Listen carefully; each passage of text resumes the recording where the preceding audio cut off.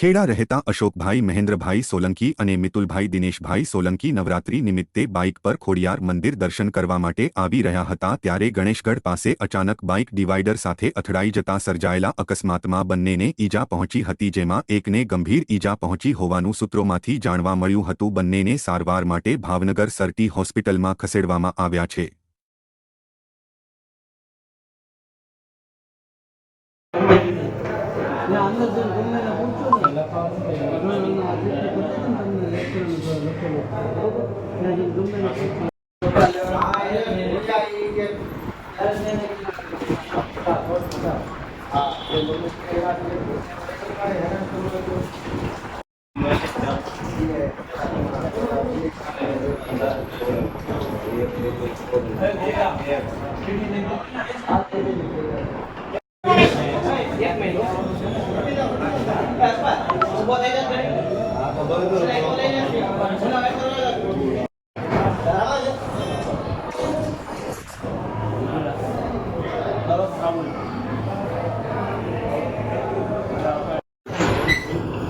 तो हवा में जानना निकल गया था क्या ना